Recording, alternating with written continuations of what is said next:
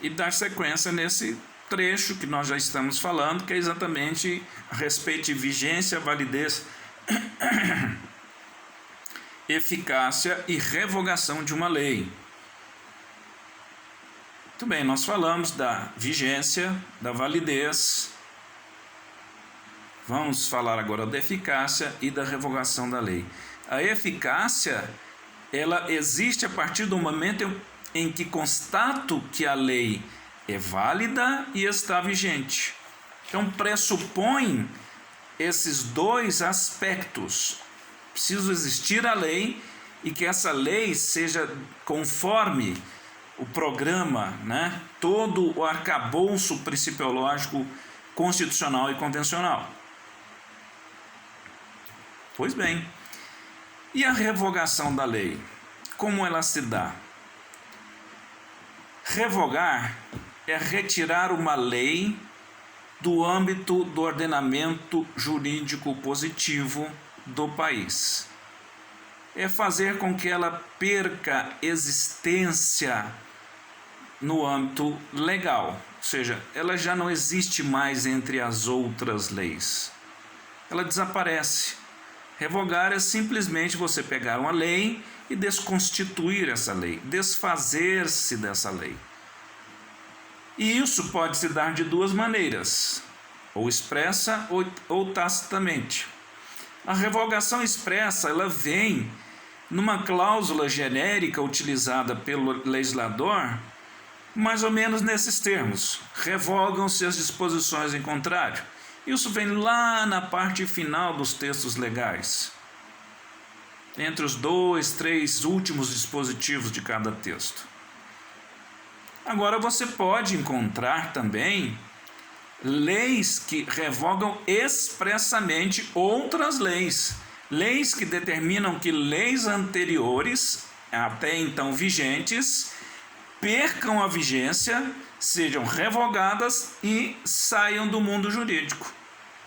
Por exemplo, o artigo 75 da Lei 11.343 de 2006, que é a Lei de Drogas, ele disse expressamente: revogam-se a Lei 6368, que era a Lei Inicial de Drogas, e a Lei 10.409, que foi uma lei intermediária que surgiu e que na época em que foi levada à sanção do presidente da República acabou merecendo uma série de vetos em diversos dispositivos, criando um hibridismo normativo para disciplinar a questão das drogas no país.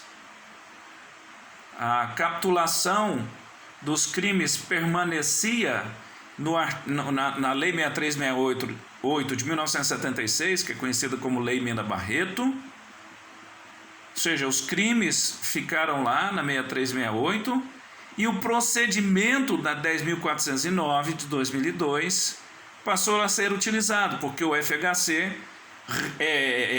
vetou toda a parte criminal da 10.409, de maneira que, fazendo isso,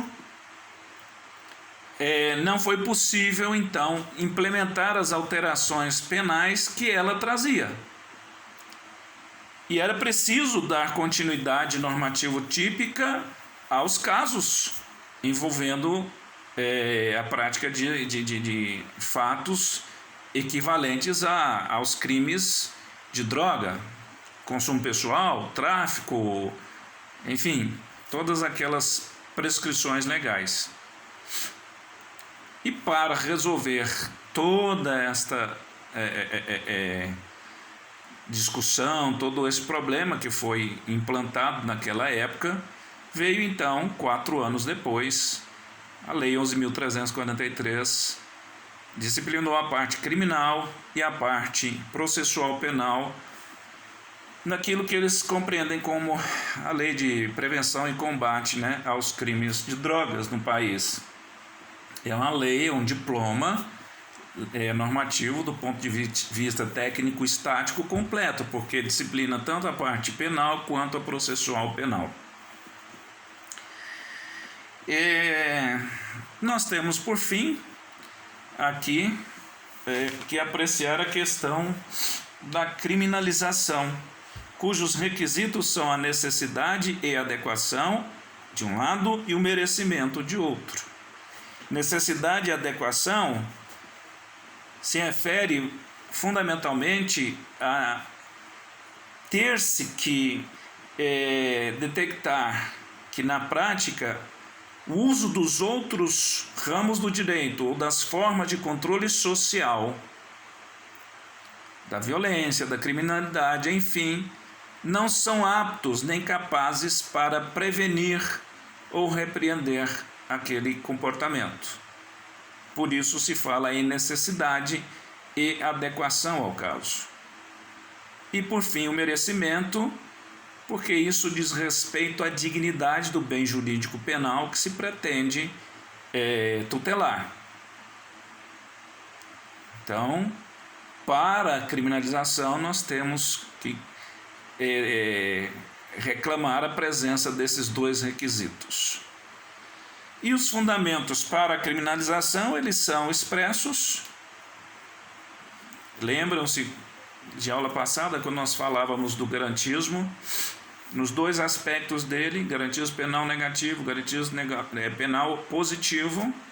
Então nós temos aqui nos fundamentos expressos e nos fundamentos implícitos a concorrência do garantismo penal positivo, que faz com que o Estado seja compelido à implementação, à criação de tipos penais incriminadores para a proteção de determinados bens jurídicos, a fim de que se cumpra um programa constitucional no sentido de que a sociedade brasileira, naquele momento, compreendia que aquelas espécies de conduta necessitavam de intervenção do legislador para a sua criminalização.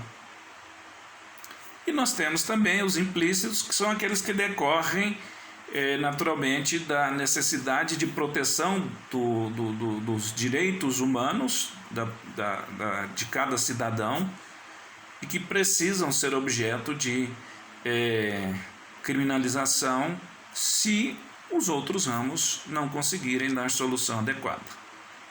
Muito bem, eu encerro esta nota de aula, vou partir para outra, vou parar aqui também o vídeo e em seguida retomo.